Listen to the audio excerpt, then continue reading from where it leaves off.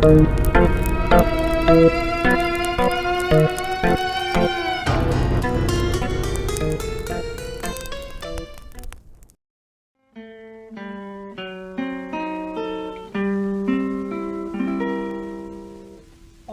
day long it plays one song, the little old-fashioned music box.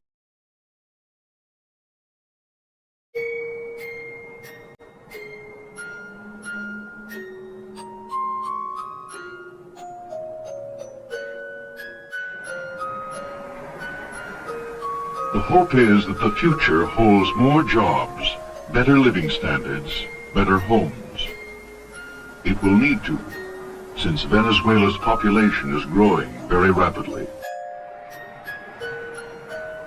Like most South American countries, Venezuela has a broad mixture of racial strains.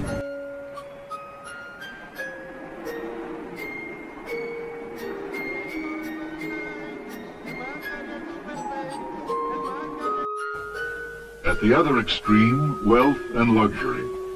A world sealed off from the ranchito dwellers.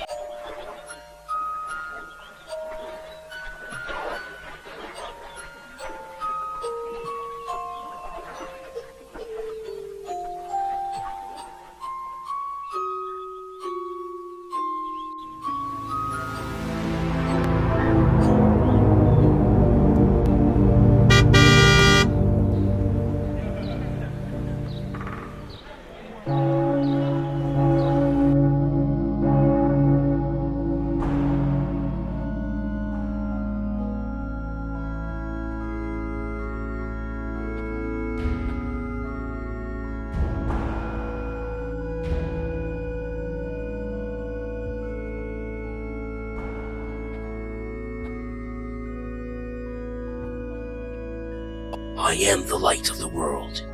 Whoever follows me will never walk in darkness, but will have the light of life.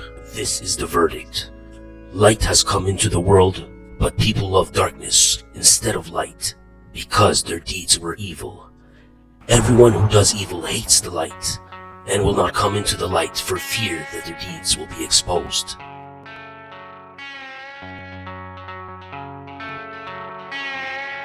But whoever lives by the truth comes into the light, so that it may be seen plainly that what they have done has been seen in the sight of God.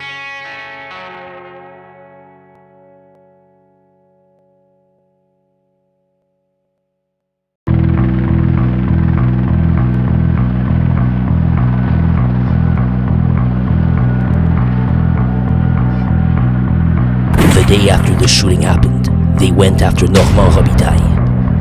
Funny thing was, it was Normand Baker. The man was a savage, a true one, but there was a snitch somewhere, a coward. As they were found out before the plot manifested.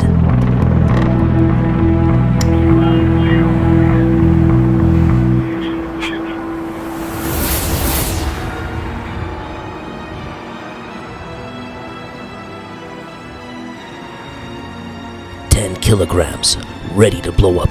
Evil ones.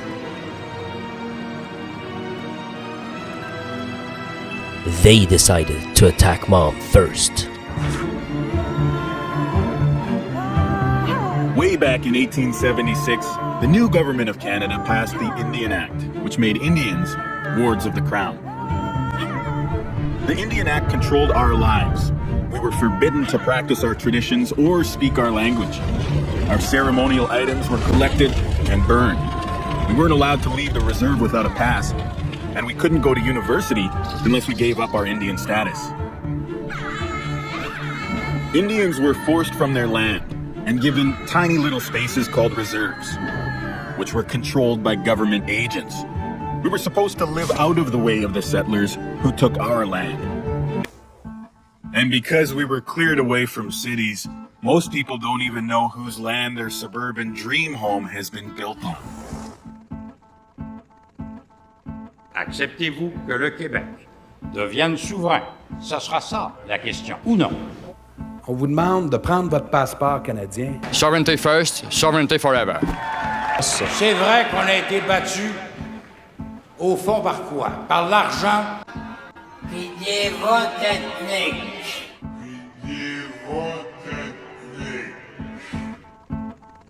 You're driving around, you're walking around, you're like, well, these people have a nice life here. It'd be nice if they acknowledged that they're on our territory.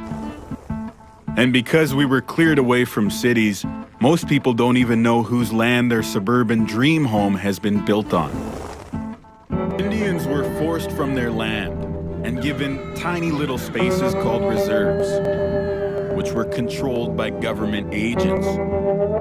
To justify the theft. Once you paint the face of the person with negative stereotypes and you say that that's okay, once you've done that, everything else becomes okay.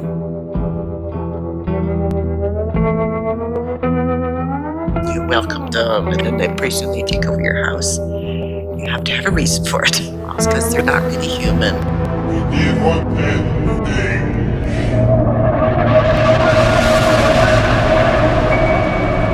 Right. Or die.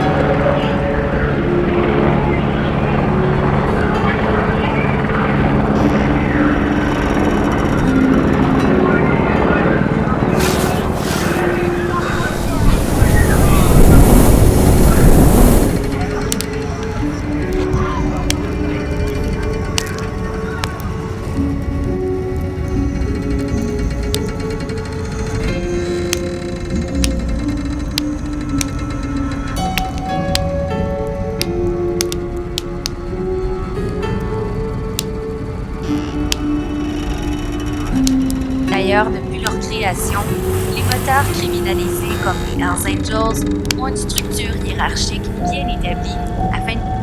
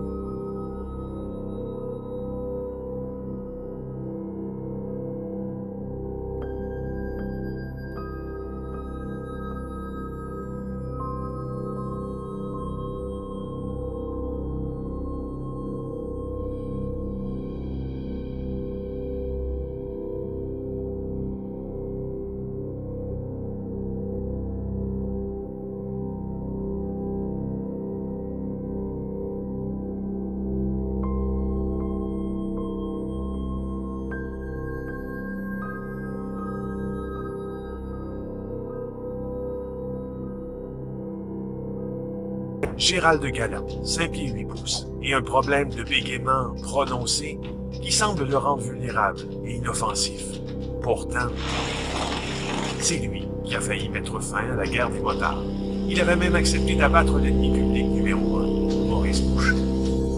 En 75 et 100 ans, il y en avait tous les calibres, là, que ce soit du revolver, mitraillette.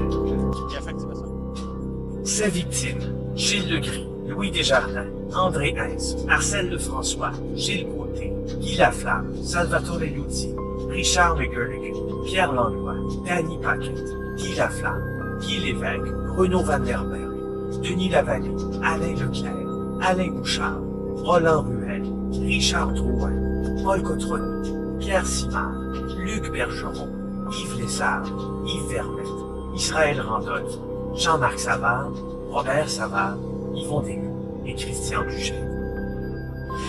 Ses patrons, les Rock Machines et le gang de l'Ouest, les ennemis jurés des Hells Angels. Et prêt à faire feu. Gallant a une double vie. Il coule une existence en apparence paisible avec sa femme dans cette charmante maison de Donnacona. Il travaille ironiquement comme boucher dans une épicerie locale. Il se passionne pour le vélo. Il peut rouler plus de 120 km par jour. Toutes ses sorties sont détaillées dans ses carnets. Il est minutieux. Gérald Gallant est né en 1950 à Chicoutimi. Il adore son père et déteste sa mère, une femme contrôlante et infidèle. J'ai été comme battu beaucoup par cette personne. Donc on pourrait dire que c'est une personne qui était violente. Oui, beaucoup. Oui. Son pire handicap est son défaut de langage. On se moque de lui. Vous avez sans doute remarqué depuis un an que j'ai un léger bégaiement. Puis il y a certains mots qui sont plus durs à dire, puis que je vais dire d'autres mots que pour moi ça veut sensiblement dire la même chose. Gallant confirme les résultats des tests passés en détention. Il a une dextérité et une coordination digitale supérieure à la moyenne. Il est doté d'un quotient intellectuel de 88. Le 28 décembre 1978, à Port-Cartier, il tue pour la première fois. Sa victime, Gilles Legris, ne devait pas mourir ce jour-là. Legris a eu le malheur de narguer la petite amie d'une connaissance de Gérald Gallant. Son corps est jeté maladroitement sur les remparts du barrage Sainte-Marguerite. Gallant, son modus operandi, comme on dit. Il recevait vraiment ses ordres à la basilique Sainte-Anne-de-Beaupré. Dans ce lieu saint, parce que le clan avait déterminé qu'il n'y avait pas de surveillance à l'église. Et les ordres de tuer venaient de deux organisations, toutes deux ennemies des Hells Angels. Et ils avaient formé une sorte de comité. Mais attention, entre eux, ils s'appelaient la table des vampires. On l'a recréé, cette table-là, derrière nous. Autour, Fred Fauché, Marcel Demers, Raymond Desfossés et Raymond Bouchard. En plus, ces quatre-là s'étaient donné le droit de vie ou de mort.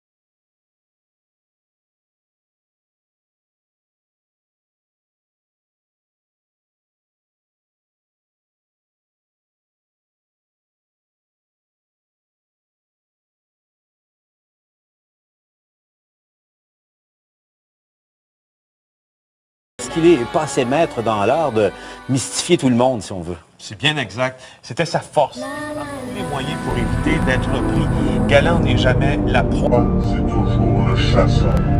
Communities and Indigenous people. The Premier of Quebec, though, says he does not believe systemic racism exists in his province. Eric Sorensen explains. Like any big city, Montreal has confronted racially charged shooting deaths that have sparked violence and other questionable police conduct. But the problem of racism goes beyond the police. Consultations last year found discrimination towards racialized and Indigenous people in everything from employment to housing.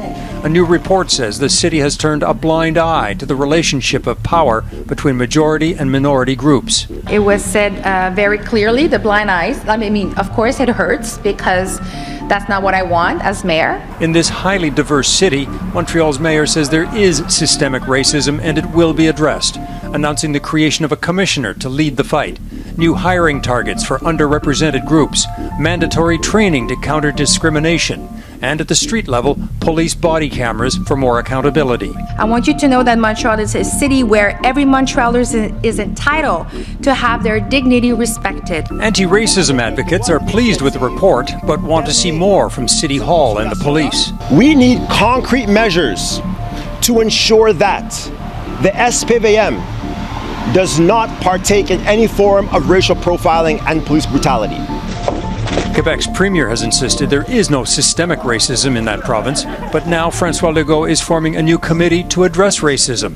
He doesn't want to quarrel over the word systemic. Why do we have to fight for months about one word instead of it did fall short, as you said. He also didn't address a couple of key issues. One of them, genocide. Thousands and thousands of our children died in these institutions. I think that they are going to put forward a separatist strategy. Less than 2 years ago, or 2 years ago, comments by which Bernard Drinville confirmed that the independence of Quebec is his way of life. It's very, very important. It's part of his fundamentals. And again, yesterday he said that it's by conviction. Do you really think that François Legault will miss his chance? I don't think so. It's obvious. François Legault was one of the most dedicated separatists once he was with the PQ. They all saw that this strategy of putting forward the agenda, we will have a referendum within or not the first mandate. I think that the way of doing it 2.0 by not mentioning the word in our referendum is to work on the winning conditions for the next referendum. That we need to solve this matter with the referendum. Contre nous, même si vous faites partie de l'organisation, c'est qu'on règle les cas.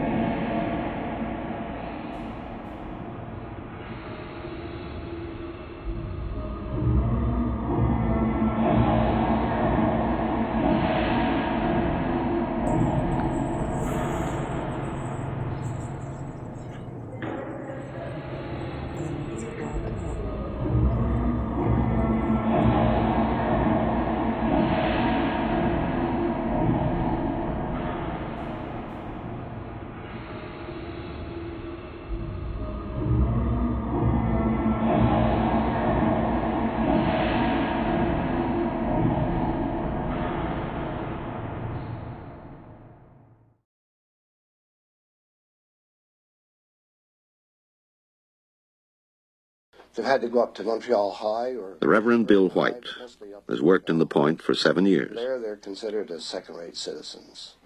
Any trouble? The kids from the Point did it. They say, well, there's no use. We can't fight this thing. We might just as well. People in this class will be leaving school this year to look for work in the factories and office buildings of Montreal.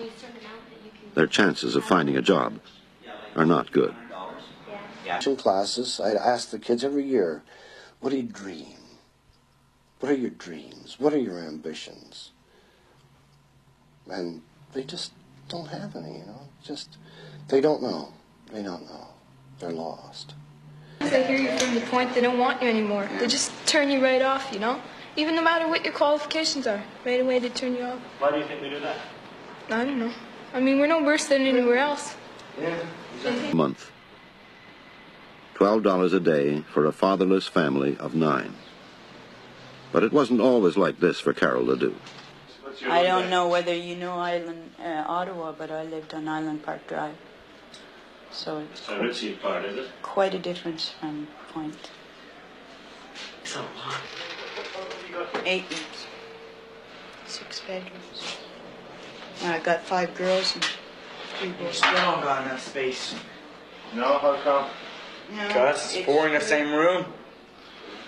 Because my oldest daughter, she had to have her own room. What do you think is going to happen eventually? I don't know. From, you know, it's hard to... There's some people that have been on it so long that I guess they just... There's people that need it too. You know, sort of defeated. But I'd rather go back to work if I could get a job tomorrow. But a steady job. You know, the working class French guy has many opportunities. He can get into the city of Montreal. You know, he's able to get into Quebec civil service.